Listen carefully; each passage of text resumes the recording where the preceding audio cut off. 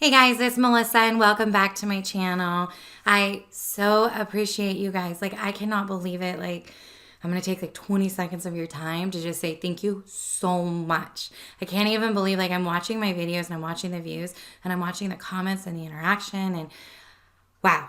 Okay, thank you. I really appreciate it. This means a lot to me. This means a lot to this case. It means a lot to everything we've been talking about. I am really excited because I truly think that this means this is something I can keep doing and we can keep covering cases and we can keep trying to bring awareness and help people. And I am, So thank you guys so much from the bottom of my heart. And yes, my hair is brown and I don't want to talk about it. I love it, but I am freaking out. I've been a blonde my whole life. So whatever, so let's just do it. If you see me looking in the view, if I know that's why, because I'm still kind of who is that?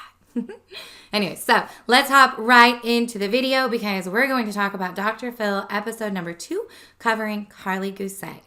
If you are not familiar with this case, I will make sure I link the cards or wherever they go and description down below. You can watch my video number 1, which is going to be covering the entire case, and then video number 2, which went up yesterday, discussing episode number 1 of Dr. Phil, and today's video is going to be on episode number 2, which I just watched this morning, and for most of you, you guys should be able to see soon on your local television. As usual, this video is literally just my research and my opinions. This is what I find and what I thought was true at the time. If I made a mistake, let me know down below. Just remember, I cannot go back and fix any recording, but I can leave notes in the description. I can leave notes in the comment, and I can insert cards. So those might pop out sometimes if I've made an error. So if you see something like that, that might be what it is. So thank you all so much for watching, and let's talk about episode number 2 of Dr. Phil. So there are 3 main things that I want to cover, which is going to be the audio recording of Karlie. We're going to talk about the morning timeline, and I want to talk about some of the things that were said and my opinions at the very end, if you care to hear them, because mostly I am just concerned and very confused. So, number 1, let's talk about the audio recording. Let's clarify a couple of things. This is technically a video recording, but Melissa said she hit the video button and then put it into her pocket so that she could record Karlie saying some things that were kind of irrational so that she could show her the next morning, hey, you were acting really crazy last night. This doesn't seem like it was marijuana. What's going on? So that they could confront her with this. So it is a video recording, but there is only audio.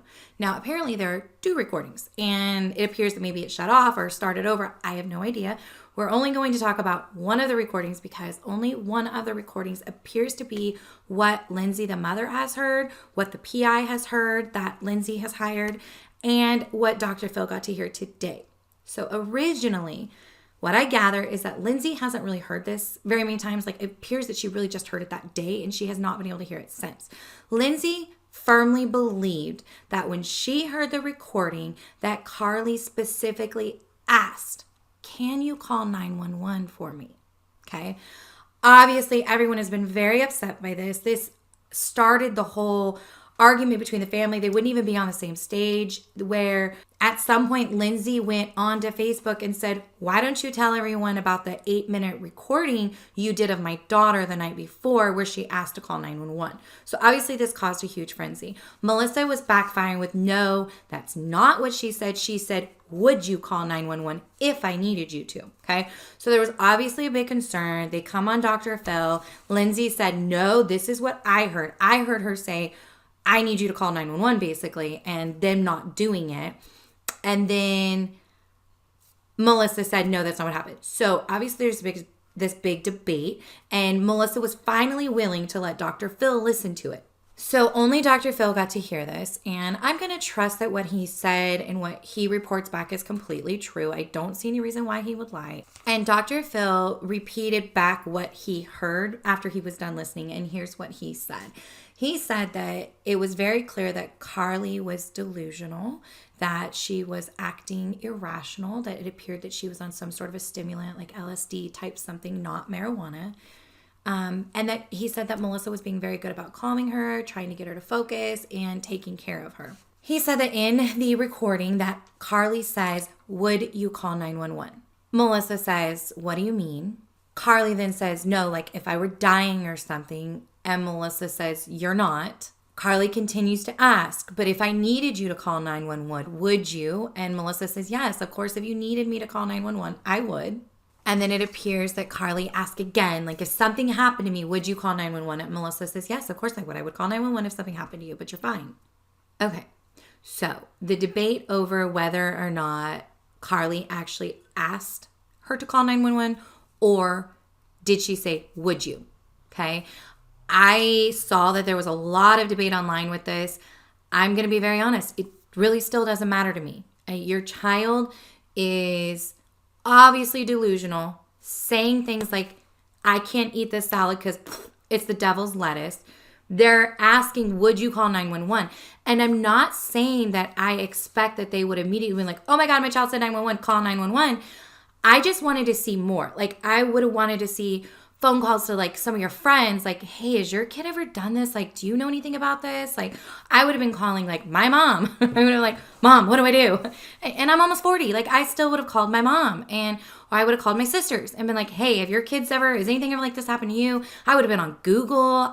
I mean, I might not have gone on Facebook and told my friends like, hey, my kid's on drugs, but like, I just wanted to see more. Like, something. And if you didn't have anything, then urgent care or just the ER. I'm not saying you have to like call the police and cause a big scene if you're not sure if this is like just marijuana and they're just being weird. But like, I want to know where the extra effort was, where the mom side kicks in. That's like, hey, I need to get more information. This seems to be out of my realm, because as far as I know, she's not a medical expert. She doesn't have any experience with drugs that would have her know. So that's what bothers me. I'm not bothered by the fact that Lindsay said she heard her say call 911, because that is a mother whose daughter is missing. She has no information. She only gets to hear this recording once, and then like everything's all, yeah, that's what she heard. Okay. So turns out that that's not exactly what was said, that Melissa was correct, that she did say, would you? I still have a problem with that. But again, I still do not see anything in Melissa's statements, her demeanor. I definitely do not see that she would have purposely harmed this girl. I gotta be honest with you, I just don't. Karlie was also going on in the audio, so those of you that are curious what else was discussed, she went on and on in the audio saying she was sorry, saying she loved them. She just was really back and forth. The private investigator, Michael, that Lindsay had hired, he said that he kind of pieced together a timeline based on the movie that was playing in the background. So it appeared that movie ended around 10:30. The credits were running in the background. And so it does appear that that's about when that recording was done on Friday night around 10:30 p.m. So this is where some of the statements start coming in. So when Lindsay got a phone call from Zac on the morning of October 13th and said, Karlie's gone. Okay. And obviously she freaked out. She's still not comfortable with this phrasing, because how do you say gone? Like, your child, you think she might have run away, or she might have went for a walk. She might be missing. She might be out wandering somewhere. That's just such a big word, and it really has always left her very uncomfortable that he used the word gone. Now, Lindsay immediately drove to their home, and she heard this recording, and she asked Melissa, why didn't you call 911? And Melissa's response was, it's just pot, Lindsay. I do wonder how, after that whole night of being there, how you're still thinking to use the phrase, it was just pot, is crazy to me, because I know it wasn't just pot. Her dad knew it wasn't just pot. He saw her eyes, how just the way she was acting. He said from the very beginning, it was very obvious she wasn't just stoned. Now that is where the other question was coming up about why wasn't Zac Guse more involved in this night and the morning up. And Zac was very upfront, I guess, from the very beginning. He told Lindsay when she arrived, he was pretty much asleep. He was drinking and he was kind of passed out. So, and as Dr. Phil said, and I said from the beginning, like, okay, I mean, like, parents drink on Friday nights. It's not like she was 2 years old. She was 16 years old. And so I get it. And I don't mean to say, you know, as Dr. Phil said, like, okay, just because he was drunk doesn't mean he had anything to do. But I do think that that's why he shouldn't speak so much about the timeline, because I don't really trust anything he had to say, because he wasn't coherent enough. And that's not to say that like he did anything wrong, but like, stop speaking about the timeline because you don't know. And that's cool. Like, it happens. You don't know. So then it came up in regards to Lindsay's involvement in the search. And I think what Zac and Melissa were trying to show is that Lindsay has a lot of judgment towards them, and she's made a lot of really harsh accusations. And they're trying to say that she doesn't really have a place to do that because she hasn't been involved. And they brought up very specific things yesterday, which really was like, oh no, saying that Lindsay didn't help with the physical search on when she arrived, that she immediately basically went back home, didn't even want to stay and search. And Lindsay addressed that. And she said, yes, yeah, on day one, when it happened, when she got there, that she was basically frozen, sitting in their living room on their couch. She had no idea what to do, that she couldn't move, she couldn't think, she could not figure herself out. She was so distraught. Okay, totally makes sense to me. Especially when you already know that law enforcement is out there. They've already got helicopters up. Like, I understand. It's not like it's the morning of still. By the time she got there, all of these searches were already happening. So, like, she's literally just in shell shock because searches have already been done and her daughter hasn't been found. And then she's obviously becoming very uncomfortable with Zachary and Melissa as Karlie's not being found. She's listened to this recording. She started to feel really uncomfortable and really suspicious and not really know what to do and where to turn.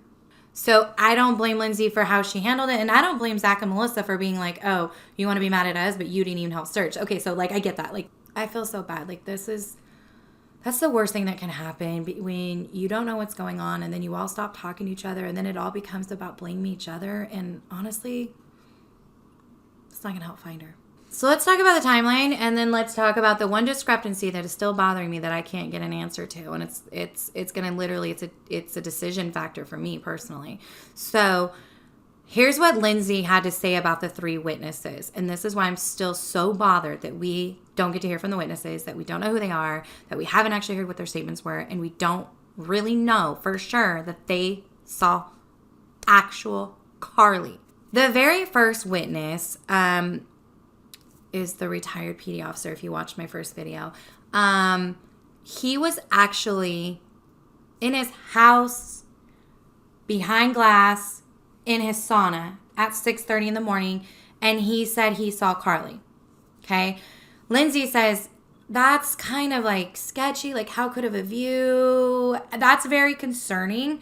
I am really interested in this witness. I want to know, did he see Karlie for sure? Did he have a good vantage point? How far away was he? What did he see to know that it was her? Like, I'm really curious because Lindsay's like, did he really see her? The second witness is somebody like a school teacher. And it's believed that apparently he called Melissa's cell phone and left her a message saying he had seen Karlie. So, like, was this after the fact? Was this morning? Like, that's very confusing. But again, we can't talk to the witness, so we don't know. Number 3 was the Wooder, and I don't know anything about this person. Lindsay says she's suspicious of this person, but she did not say why. There's been a lot of reports that he's suspicious, but then I've also heard that he's completely non-connected to this case, so it must be a good witness. My only question is, how good was his view? If he did not know her, how did he know it was Karlie? Again, we don't have the witness's information, so we don't know. So this was brought up, and I am so disappointed that it did not get addressed. Now remember, Melissa and Zac refused to be on stage with Karlie's biological mother, Lindsay. Okay, in the beginning of the case, they were working together, and within a couple of days, things started to fall apart because of this recording, because of Facebook, because of it just became a mess. So they were not speaking to each other, and Melissa and Zac would not be on stage with Lindsay. So when Lindsay came out, she made a really, really good point. In the home with Zac and Melissa and Karlie was also Zac and Melissa's 2 youngest children, 2 boys, 9 and 10, or 8 and 9. I'm sorry, I don't know. And they were there. Now, this was Saturday morning. October 13th was Saturday morning. At some point in time that morning, Melissa took her 2 boys to her brother's house. Okay. So, it's like frustrating. If she took them after Karlie was missing at 7:30 in the morning, that makes sense to me. I have a 9-year-old little boy. He is rambunctious. He is crazy. And as much as I would want to hold the holy crud out of him, if my sister, who I trust more than myself, had my child while I went looking for my other child, I would be totally cool with that. But they were out looking, they were making phone calls, so I was kind of confused. When in that morning did she grab the kids and take them? Because it was all about, at 7:15, I woke up, I realized Karlie wasn't with me, I went out freaking, I went and told Zac, and we went out looking. But then there's a phone call from Zac's phone to Melissa's phone at 7:30, so maybe they're coordinating. All very confusing. I really wanted this addressed, but it wasn't, because when Melissa and Zac came back out, they did not talk about it again. So when did she take her boys? Because she originally said she took them at 5:30 in the morning. Now, that was also part of the Dateline interview, which she already admitted that she lied in when she said she went in and checked on them. But did she lie about whether or not she slept next to Karlie? So then, because now what I really feel is that she did sleep next to Karlie.